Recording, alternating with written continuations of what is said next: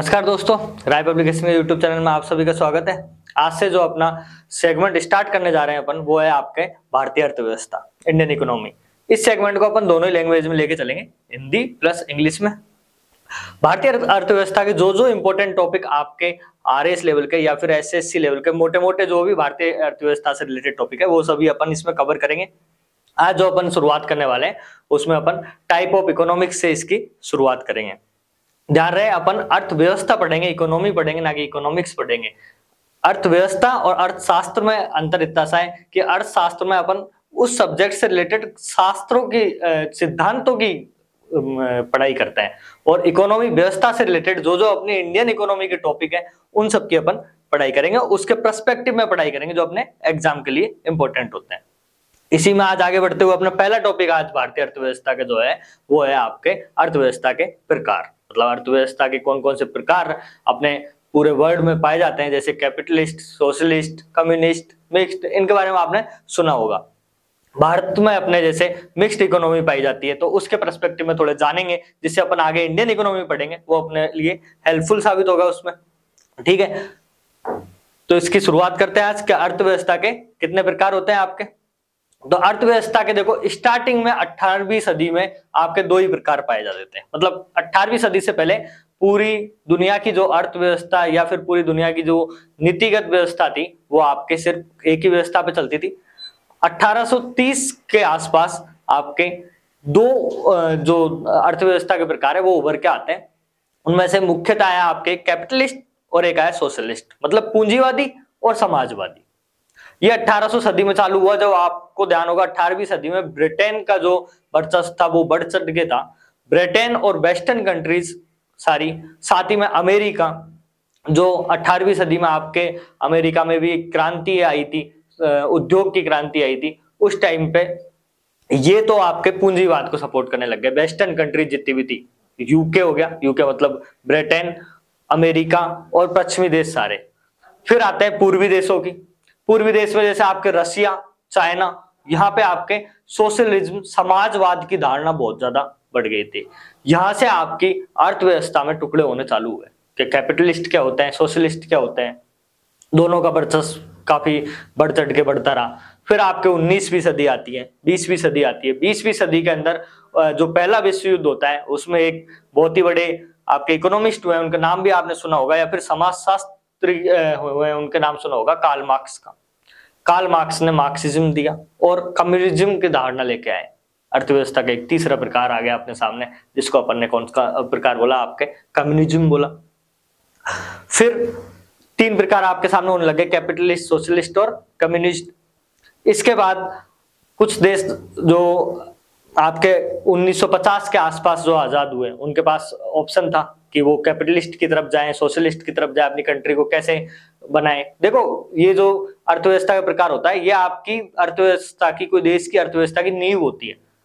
जिस तरीके की नीति कोई देश फॉलो करता है उसका पूरा डेवलपमेंट उस तरीके से होता है। अभी अपन देखेंगे कि पूरी देश की नींव इनके ऊपर कैसे डिपेंड करती है, सारी पॉलिसीज इनसे रिलेटेड बनती है। तो 1950 के आसपास जो आपके देश आजाद हुए, जिनमें अपना मेन भारत है, पाकिस्तान है, बांग्लादेश है, ऐसे जो देश आजाद हुए, इन्होंने आपके कैपिटलिस्ट प्लस सोशलिस्ट दोनों अर्थव्यवस्था, मतलब समाजवादी और पूंजीवादी दोनों अर्थव्यवस्थाओं के साथ आगे बढ़ने का अपना प्लान बनाया। तो इन लोगों के लिए उस अर्थव्यवस्था को अपने नाम दे दिया आपके मिश्रित अर्थव्यवस्था।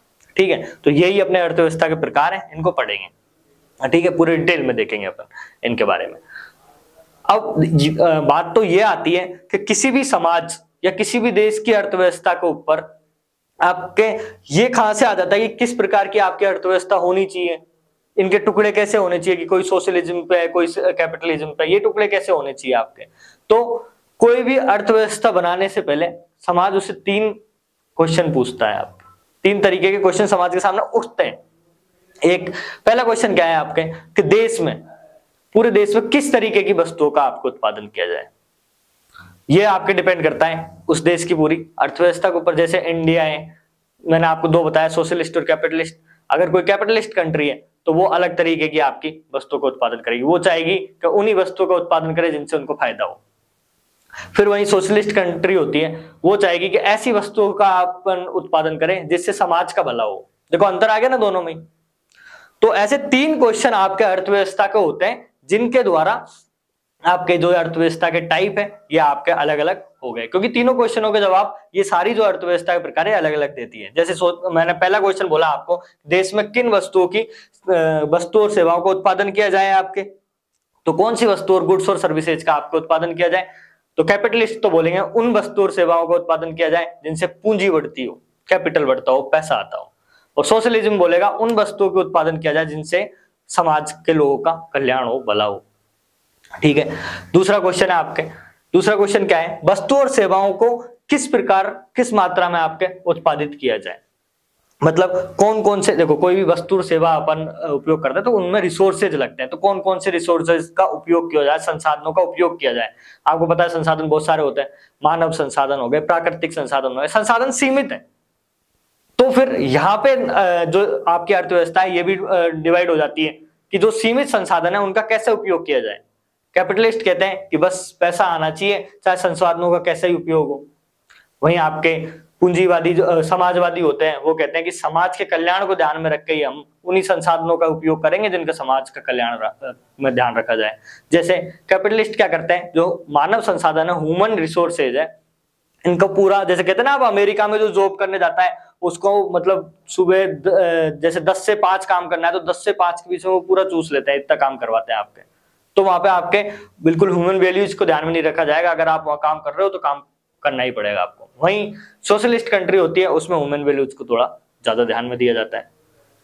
फिर तीसरा क्वेश्चन जो आपका आता है वो आता है उत्पादित वस्तुएं और सेवाओं का वितरण किस प्रकार किया जाए, डिस्ट्रीब्यूशन किस प्रकार किया जाए। जो भी देखो, पहला क्या था आपने, किन वस्तुओं का उत्पादन किया जाए, फिर वस्तुओं का उत्पादन किन चीजों से किया जाए, वस्तु गुड्स एंड सर्विसेज का उत्पादन किन चीजों से किया जाए। तीसरा, अगर उत्पादित वस्तु हो गई तो फिर इसको कैसे डिस्ट्रीब्यूट किया जाए, किन लोगों को डिस्ट्रीब्यूट किया जाए। जैसे मानो आप जो सरकार है इसने कोई एक वस्तु बनाई, जैसे कोरोना की वैक्सीन बनाई अभी आपके, तो कोरोना की वैक्सीन किन लोगों को पहले डिस्ट्रीब्यूट की जाए, किन लोगों को उसकी सबसे ज्यादा नीड है। तो ये आपके डिस्ट्रीब्यूशन किस किस लोगों को पहले किया जाएगा, ये आपकी देश की इकोनॉमी अर्थव्यवस्था कौन सा रूल को फॉलो कर रही है उस हिसाब से की जाएगी। देखो अपन ने अभी कोरोना टाइम में देखा ना, अपन ने जिन लोगों को पहले जरूरत थी उनको भी दिया, साथ में पैसे वालों को भी दिया। अमेरिका में क्या था, जिस पास पैसा था उसने पहले खरीद लिया, क्योंकि वो कैपिटलिस्ट कंट्री है, उसके नियम इस तरीके से बनाए हुए हैं, नियम कायदे बनते ही उस हिसाब से जिस हिसाब से देश अपने आप को फॉलो करता है कि वो कौन से तरफ जाएगा, कैपिटलिस्ट में जाएगा या सोशलिस्ट में जाएगा। तो सबसे पहले मैं बताना चाह रहा हूं आपको कि ये जो मतभेद आते हैं कि कैपिटलिस्ट कैसे होते हैं, सोशलिस्ट कैसे होते हैं, कम्युनिज्म मिश्रित, ये आते ही इस वजह से कि अर्थव्यवस्था 3 क्वेश्चन पूछती है समाज से कि आपको ये चीजें कैसे कैसे चाहिए, और वो तीनों क्वेश्चन क्या है, और ये एग्जाम में भी आपसे पूछा जाता है कि इकोनॉमी की मेन प्रॉब्लम क्या है, इनको बोलते हैं इकोनॉमिक प्रॉब्लम्स। तो इकोनॉमी की 3 प्रॉब्लम है आपके, हर जो इकोनॉमी होती है अपनी इंडियन इकोनॉमी उसकी भी 3 ही प्रॉब्लम है। तो तीनों प्रॉब्लम अपन ने पढ़ी कौन कौन सी, कौन से गुड्स एंड सर्विसेज का उत्पादन किया जाए, गुड्स एंड सर्विसेज का उत्पादन करने में कौन से रिसोर्सेज का उपयोग किया जाए, और तीसरा, जिन गुड्स और सर्विसेज का अपन ने उत्पादन कर लिया है उनको किन लोगों को डिस्ट्रीब्यूट किया जाए, किन लोगों को आपको बांटा जाए। ठीक है, तीनों प्रॉब्लम पढ़ ली इकोनॉमी की। इनके आधार पे मैंने आपको बताया कि अपनी अर्थव्यवस्था के प्रकार अलग अलग बटे हुए हैं। अब अपन डिटेल से देखते हैं इसमें आगे अर्थव्यवस्था के प्रकारों को। मैंने बताया आपको कि 4 प्रकार के आपके अर्थव्यवस्था के प्रकार बांट रखे। सबसे पहले जो आपके थे वो थे कैपिटलिस्ट। कब आए थे आपके कैपिटलिस्ट, तो मैंने बताया 1830 के आसपास सबसे पहले आपके टुकड़े होने चालू हुए। अच्छा, कैपिटलिस्ट 1830 में आए भी नहीं थे, जब अपन कैपिटलिस्ट पढ़ेंगे तब मैं बताऊंगा कि एडम स्मिथ ने सबसे पहले कैपिटलिज्म की बात की थी आपके। वो कुछ बच्चे बोलेंगे सर ये जो इकोनॉमिस्ट है एडम स्मिथ और इनके बारे में हमको पढ़ना जरूरी है, तो ये फादर ऑफ इकोनॉमिक्स कहलाते हैं आपके एडम स्मिथ, और इनके बारे में बिल्कुल आपको इतना सा जानना जरूरी है। आपके इंडियन इकोनॉमी का जहां भी टॉपिक है वहां पे इनसे रिलेटेड क्वेश्चन हर जगह आता है। एसएससी में, आपके यूपीएससी का कोई भी एग्जाम हो, आरपीएससी का कोई भी एग्जाम हो जिसमें इकोनॉमिक सब्जेक्ट दे रखा है उसमें ये क्वेश्चन आपके देखने को मिलता है। ठीक है, फिर उसके बाद समाजवाद आपके दूसरा टुकड़ा कौन सा है, समाजवाद सोशलिस्ट। तीसरा मिश्रित इकोनॉमी, मतलब कैपिटलिस्ट और सोशलिस्ट दोनों को मिला के, दोनों को जो फॉलो करते हैं, कुछ नियम कायदे तो आपके कैपिटलिस्ट के ले लिए, कुछ नियम कायदे आपके सोशलिस्ट को ले दिए और एक मिश्रित अर्थव्यवस्था बनाई, तो वो आपके मिश्रित इकोनॉमी कहलाती है। सबसे बड़ा एग्जाम्पल इसका अपनी भारतीय अर्थव्यवस्था, ये जो अपन पढ़ेंगे पूरी अपनी भारतीय अर्थव्यवस्था इसी के ऊपर टिकी हुई है। बार बार आपके ये आएगा कि जो मिक्स्ड इकोनॉमी के नियम होते हैं उसी के ऊपर अपनी इकोनॉमी टिकी हुई है, तो उसी हिसाब से अपने नियम चलते हैं। मैंने आपको बताया कि एक रिवोल्यूशनरी रहे कार्ल मार्क्स, उनने एक नई अपनी सोच बताई जिसको बोलते हैं अपन साम्यवाद, कम्युनिज्म। कम्युनिज्म की धारणा आपको 1917 के टाइम आई, कार्ल मार्क्स के टाइम आई। अपने इंडिया में भी अभी कम्युनिस्ट काफी लोग इसको सपोर्ट करने लगे, खासकर आपने इसके बारे में सुना होगा तो भगत सिंह जो थे आपके, वो कम्युनिस्ट को सपोर्ट करते थे। ठीक है, तो ये 4 प्रकार है आपके अर्थव्यवस्था के। अब इनको अपन एक डिटेल वाइज पढ़ते हैं, 1 बाय 1। ठीक है, सबसे पहला लेते हैं पूंजीवादी अर्थव्यवस्था, कैपिटलिस्ट अर्थव्यवस्था। कैपिटलिस्ट अर्थव्यवस्था की आपकी शुरुआत वेस्टर्न कंट्रीज के वहां से होती है। वेस्टर्न कंट्रीज में कौन कौन सी कंट्रीज आपके आती है? तो देखो वेस्टर्न कंट्रीज में जैसे आपने सुना होगा ना, पश्चिमी देश, अरब देश, अमीर देश, इनके बारे में। तो इसके अंदर जो पश्चिमी देशों में, वेस्टर्न कंट्रीज में आपके जो कंट्री है वो है अमेरिका, यूके और यूरोप की जितनी भी आपकी कंट्रीज है, जैसे फ्रांस, जर्मनी और ये सब कुछ हो गई, ये आपके वेस्टर्न कंट्रीज में आती है ना, पश्चिमी देशों में आती है। ये देश पैसों के मामले में, मनी के मामले में धनी कहलाते हैं, अमीर कहलाते हैं, और इसीलिए इनकी जो इकोनॉमी उसको अपन कैपिटलिस्ट इकोनॉमी कहते हैं, पूंजीवादी अर्थव्यवस्था कहते हैं।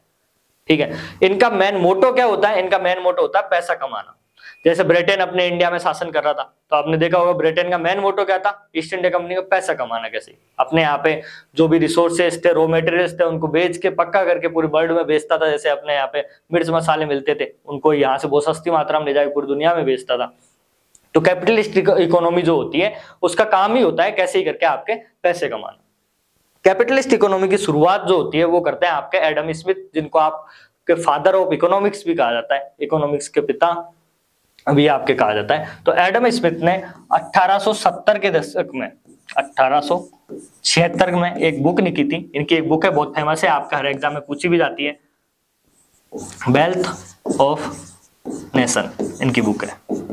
ठीक है, वेल्थ ऑफ नेशन इन्हें 1876 में एक बुक लिखी थी। यहीं से ही आपके बोलते हैं कि कैपिटलिस्ट की शुरुआत हुई थी एडम स्मिथ के द्वारा। इनके द्वारा ही बताया गया था कि पूंजीवादी एक अर्थव्यवस्था को कैसे बनाया जा सकता है।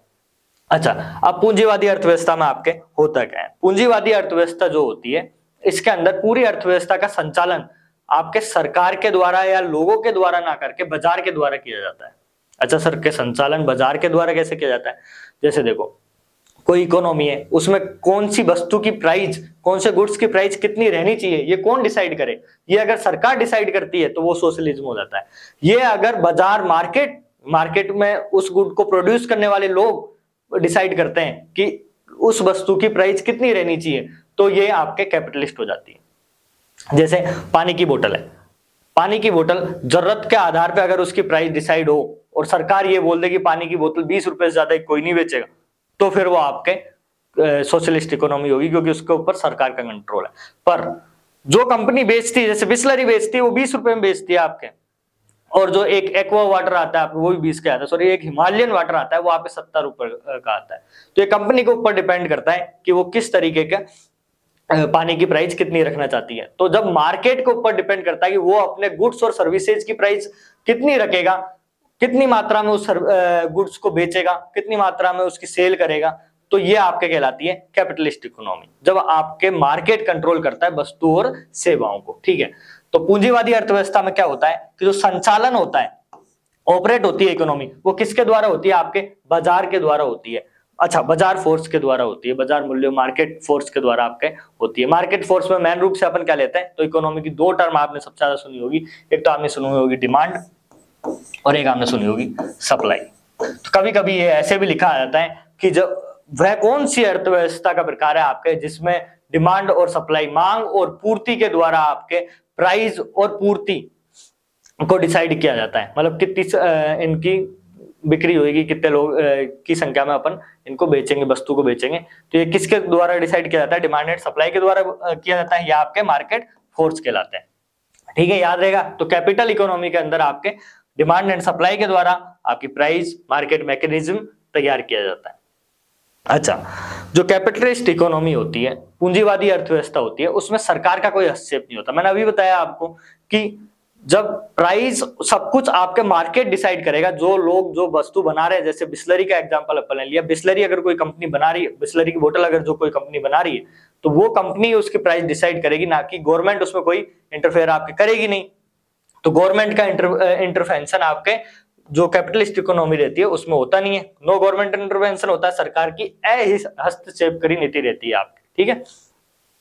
अच्छा, फिर इसके अलावा मैंने आपको बताया कौन कौन सी कंट्रीज है जो आपके कैपिटलिस्ट को फॉलो करती है, पूंजीवादी को फॉलो करती है। तो कौन कौन सी कंट्रीज है आपके, मैंने बताया वेस्टर्न कंट्रीज जिन्हें कहा जाता है, जैसे आपके यूएसए हो गया, यूके, फ्रांस, ऑस्ट्रेलिया, जापान, ये सभी है। ये एग्जांपल आप याद रख लेना मोटे मोटे, ये सारी एग्जांपल आपके एग्जामों में पूछा जाता है कि पूंजीवादी अर्थव्यवस्था के उदाहरण कौन से देश हैं और कौन से देश नहीं है। तो देखो यूएसए सबसे बड़ा है, फिर यूके, फ्रांस, ऑस्ट्रेलिया, जापान, ये आपके पूंजीवादी अर्थव्यवस्था के समर्थक है। अच्छा, अब इसमें अपन आगे और देखते हैं कि जो आपकी पूंजीवादी अर्थव्यवस्था है इसके और कौन कौन से आपके फीचर्स होते हैं। तो एक तो देखो, पूंजीवादी अर्थव्यवस्था आपके स्वतंत्रता के समर्थक होते हैं। जो पहला पॉइंट है उसी को अपन लेके चले, मार्केट मैकेनिज्म, मतलब प्रोड्यूसर जो होता है, कोई गुड वस्तु का उत्पादन करता जो होता है, वही अगर प्राइस डिसाइड करेगा तो मतलब वो फ्री है। अगर आप कोई चीज की प्राइस डिसाइड कर रहे हो, आपने उसका उत्पादन किया, आप फ्री हो कि मैं कोई भी प्राइस रखूं, तो ये स्वतंत्रता के समर्थक हुए। बिल्कुल, जो कैपिटलिस्ट इकोनॉमी होगी वो फ्रीडम के तो समर्थक हुई, क्योंकि उसने फ्री छोड़ रखा है आपके प्रोड्यूसर को, वो कितनी भी प्राइस डिसाइड कर सकता है, कंज्यूमर को भी फ्री छोड़ रखा है, वो कुछ भी ले सकता है। तो फ्री मार्केट इकोनॉमी है आपकी, गवर्नमेंट का कोई इंटरवेंशन नहीं होता, जो प्रोड्यूसर होता है वो खुद आपके इसमें हस्तक्षेप करता है कि मेरे को इसकी प्राइस कितनी रखनी है। तो स्वतंत्रता के समर्थक होता है, फ्री मार्केट इकोनॉमी पाई जाती है आपके इसमें, ठीक है। दूसरे जो आपके कैपिटलिस्ट इकोनॉमिस्ट होते हैं, ये लोकतंत्र के समर्थक होते हैं। जितनी भी आपकी कैपिटलिस्ट कंट्रीज है उनमें आपके फिक्स लोकतंत्र है ना, फिक्स कॉन्स्टिट्यूशन है हर किसी समर्थन का, और ये बिल्कुल लोकतंत्र के हिसाब से, कॉन्स्टिट्यूशन के हिसाब से ही अपना काम करते हैं। तो ये डेमोक्रेसी को सपोर्ट करते हैं आपके, ठीक है। कैपिटलिस्ट कंट्री जो होती है, जो भी आप कैपिटलिस्ट कंट्री का एग्जांपल अपन ने पीछे पढ़ा, जैसे जापान, ऑस्ट्रेलिया, आपके इसके बाद यूएसए, यूके, इन सब में आपके डेमोक्रेसी पाई जाती है, ठीक है।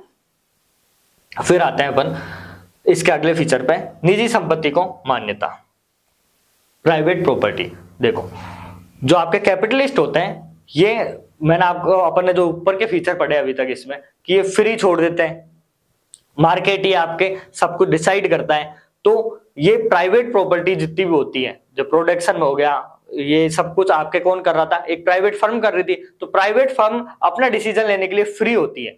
तो ये निजी संपत्ति को मान्यता आपके किसके द्वारा दी जाती है, कैपिटलिस्ट कंट्री के द्वारा दी जाती है ना। अभी देखो आगे अपन पढ़ेंगे कि जो सोशलिस्ट कंट्रीज होती है, समाजवादी व्यवस्था होती है, इसमें आपको सरकार इतना ज्यादा खुला नहीं छोड़ती कि आप कोई भी अपनी जो एरिया है उसमें अपनी संपत्ति को डिक्लेयर कर दो, या फिर आपकी संपत्ति तो आप उसमें कुछ भी कर लो। जैसे इंडिया है, इंडिया में भी आपकी मिश्रित अर्थव्यवस्था है, अपनी मिश्रित अर्थव्यवस्था होने के बाद भी प्राइवेट प्रॉपर्टी का आपको अधिकार तो दे रखा है, फिर भी वो गवर्नमेंट उस पर नजर जरूर रखती है। तो मिश्रित अर्थव्यवस्था में दोनों चीज होगी ना, कि प्राइवेट प्रॉपर्टी की तो आपको अधिकार तो दे दिए, पर गवर्नमेंट नजर रख सकती है। अमेरिका में ऐसे नहीं है। अमेरिका में यह कि अगर आपकी प्राइवेट प्रॉपर्टी, तो फिर उसके में गवर्नमेंट भी आपको इंटरफेयर नहीं कर सकती। क्यों? क्योंकि वहां पे उन्होंने अर्थव्यवस्था इस तरीके की फॉलो कर रखी है। तभी मैंने आपको स्टार्टिंग में कहा था कि एक समाज, एक देश कैसा बनेगा, ये वो डिसाइड होता है कि वो किस तरीके की आपकी अर्थव्यवस्था को फॉलो करेगा, किस तरीके के नियमों को फॉलो करेगा, ठीक है। तो आपके निजी संपत्ति को मान्यता दे दी जाती है किसके द्वारा, आपके कैपिटलिस्ट इकोनॉमिस्ट के द्वारा। फिर होता है संसाधनों का वितरण। मेन समस्या कहीं से थी, संसाधनों के वितरण से ही थी। अपन ने जब इकोनॉमी की प्रॉब्लम के क्वेश्चन पढ़े थे, उनमें यही था कि संसाधनों का, दूसरे क्वेश्चन याद है आपको, संसाधनों का कैसे उपयोग किया जाए वस्तु के उपयोग के लिए, वस्तु के निर्माण के लिए। तो संसाधनों का वितरण किस आधार पर किया जाता है आपके, तो योग्यता के आधार पर कैपिटलिस्ट कंट्री में संसाधनों का वितरण किया जाता है। अच्छा, योग्यता, क्वालिटी के आधार पर कैसे किया जाता है, कि देखो जो बंदा जितना योग्य है कोई काम करने के लिए, जैसे पानी हर कोई बनाता है, जैसे अपन ने पानी का एग्जांपल लेके चलते हैं, बिस्लरी भी बनाता है, एक्वाकल्चर करके आपकी जो कंपनी है वो भी बनाती है, हिमालयन का भी पानी आता है। अब सरकार अगर यही अमेरिका होता आपके, तो अमेरिका किस तरीके से आपको रिलोकेट, मतलब उनका अलोकेशन देगा कि आप कौन से एरिया में जो रिसोर्सेज पाए जाते हैं, मानो ये गंगा नदी के वहां से पानी का अपनी फैक्ट्री इन्होंने डाल रखी है, तो कौन सी कंपनी को ज्यादा देगी, जो उनको पैसा ज्यादा देगी, जो योग्य ज्यादा होगी। जैसे बिस्लरी कंपनी ज्यादा योग्य है, तो बिस्लरी को ही वो जगह स्थान प्रोवाइड करेगी। ठीक है, तो कैपिटलिस्ट कंट्री क्या होती है, योग्यता क्वालिटी के आधार पे, जिस कंपनी की जितनी अच्छी क्वालिटी रहेगी उसके आधार पे उसको रिसोर्स देगी, उसको संसाधन देगी। ठीक है, आई बात ये वाली समझ में। तो ये कैपिटलिस्ट कंट्री योग्यता क्वालिटी के आधार पे आपके रिसोर्स प्रोवाइड कराती है। जबकि आप देखोगे कम्युनिस्ट जो होती है वो आपके नीड के हिसाब से, आवश्यकता के आधार पे जो संसाधन है वो प्रोवाइड करवाती है। फिर अपन सोशलिस्ट देखते हैं, सोशलिज्म समाज के भले में जो हो रहा हो उसके लिए आपको संसाधन उपलब्ध करवाता है, सामाजिक कल्याण के लिए संसाधन उपलब्ध करवाता है। ठीक है, अब कैपिटलिस्ट में आगे देखते हैं अपन, मानव अधिकारों को महत्व दिया जाता है। मैंने आपको बताया डेमोक्रेसी पे बेस्ड होती है आपकी कैपिटलिस्ट इकोनॉमी, तो इसमें आपके ह्यूमन राइट्स को ज्यादा महत्व दिया जाता है कि आपके कॉन्स्टिट्यूशन में कौन कौन से राइट्स दिए गए हैं एक व्यक्ति को, वो राइट्स के थ्रू उसका आपके अधिकार की पालना हो रही है नहीं हो रही, वो सभी। जैसे मैंने आपको एग्जाम्पल बताया था निजी प्रॉपर्टी वाला, देखो ये सब चीज एक दूसरे से रिलेट है। निजी प्रॉपर्टी में अमेरिका में कोई ऐसे घुस नहीं सकता। क्यों नहीं घुस सकता? क्यों? क्योंकि उसको ह्यूमन राइट्स मिल चुका है, इसलिए। वहीं अपन जब सोशलिस्ट इकोनॉमी पढ़ेंगे तो उसमें आप देखोगे ह्यूमन ड्यूटीज को ज्यादा वैल्यू दी जाती है। वहां पे आपको इतने अधिकार प्राप्त नहीं होते। अगर कोई कार्य कर्तव्यों के हिसाब से गलत है और कानून के दायरे में अगर वो आता भी है, तो सोशलिस्ट जो कंट्री होगी वहां पे आपको ड्यूटीज को महत्व दिया जाएगा, आपके कर्तव्यों को महत्व दिया जाएगा। और कैपिटलिस्ट कंट्रीज में आपके जो ह्यूमन राइट्स है, आपके अधिकार है, उनको महत्व दिया जाएगा। और अमेरिका पूरे वर्ल्ड में अधिकारों के लिए फेमस है। ज्यादातर लोग वहां जाके रहे ही इसलिए रहे, अपने इंडिया से भी काफी लोग जाते हैं कि वहां पे इंसानों को अधिकार बहुत ज्यादा दे दिए गए हैं, उनको बहुत फ्रीडम दे दी गई है। क्यों? क्योंकि वो कैपिटलिस्ट कंट्री है। मैंने स्टार्टिंग में आपसे कहा था कि कोई जब कंट्री बनती है तो पूरा का पूरा उसका बेस होता है कि वो किस तरीके की कंट्री, किस तरीके की जो अर्थव्यवस्था के टाइप है उसको फॉलो करता है। ये कितना अंतर देख लेते हो आप, एक अमेरिका में जाते हो और एक रसिया में जाते हो या चाइना में जाते हो या इंडिया में आते हो, कितना अंतर है नियम सिस्टमों का। वो इन अंतर इन्हीं चीजों को फॉलो करने से होता है। ठीक है, फिर आगे बढ़ते हैं। अब कैपिटलिस्ट कंट्री के बारे में अपन ने सारी मोटी मोटी चीज आप समझ ही गए होंगे कैपिटलिस्ट कंट्री में क्या क्या आपके था। अब कैपिटलिस्ट कंट्री के बारे में आप देखेंगे तो अब देखते हैं अपन मेरिट्स और डिमेरिट्स इसके। मेरिट्स और डिमेरिट्स में क्या कौन कौन सी अच्छी बातें हैं कैपिटलिस्ट कंट्री होने का और कौन कौन सी आपकी बुरी बातें हैं। अच्छी बातें कौन कौन सी ये देखते हैं आपका। ठीक है, तो जो कैपिटलिस्ट कंट्री होती है, पूंजीवादी अर्थव्यवस्था आपकी होती है, वो उत्पादन अधिक कर लेती है। क्यों कर लेती है उत्पादन अधिक? अपन ने स्टार्टिंग में फीचर पढ़ा। फीचर क्या पढ़ा कि जो प्रोड्यूसर होता है, उत्पादन करता जो होता है आपका, वो फ्री होता है। वो कोई भी प्राइस फिक्स करे, कितना भी उत्पादन करे, गवर्नमेंट का कोई कंट्रोल नहीं होता, उसकी मर्जी आएगी जैसे वो रिसोर्सेज को, संसाधनों को यूज लेगा। तो आपके जो उत्पादन करता होता है वो एकदम फ्री होता है, इसलिए वो कितने भी स्केल में आपका उत्पादन कर सकता है। ये कैपिटलिस्ट की आपकी खासियत है कि जैसे कोरोना टाइम में इतनी ज्यादा वैक्सीन बनानी है या फिर आपके मास्क वगैरह बनाने, तो उत्पादन करता फ्री है, उसकी मर्जी आएगी जितनी बनाएगा। ठीक है, फिर रोजगार सर्जन बहुत ज्यादा होता है, एम्प्लॉयमेंट जनरेशन जो है आपके वो काफी ज्यादा होता है। आपने देखा होगा अमेरिका के रोजगार के ऊपर काफी देश की जो छोटी छोटी कंट्रीज है वो डिपेंड रहती है। अपन तो काफी बड़ी कंट्रीज है, फिर भी अपन अमेरिका के रोजगार के ऊपर बहुत डिपेंड रहते हैं। कभी सुना होगा आपने कि अमेरिका में नए नियम बना दिए, इसलिए 1 लाख भारतीयों को बाहर निकाल रहा है, अभी रोजगार नहीं मिल रहा। तो अमेरिका जैसी कंट्री रोजगार बहुत सर्जन करती है। क्यों? क्योंकि एक कैपिटलिस्ट कंट्री है। अपने यहाँ से इंडियंस कभी आपने जाते हैं कहीं काम करने के लिए तो आपने सुना होगा ज्यादातर वो यूरोप के देशों में, अमेरिका वेस्टर्न देश है उनमें ही काम करने जाते हैं। कभी आपने सुना कोई देश, कोई व्यक्ति यहाँ से आपके रसिया में काम करने के लिए गया है? जाते हैं पर उनकी मात्रा बहुत कम है। फिर ये 2 गुण हो गए आपके, रोजगार खूब, एम्प्लॉयमेंट खूब सर्जन होता है और जो आपका प्रोडक्शन है वो भी बड़ी मात्रा में होता है कैपिटलिस्ट कंट्री में।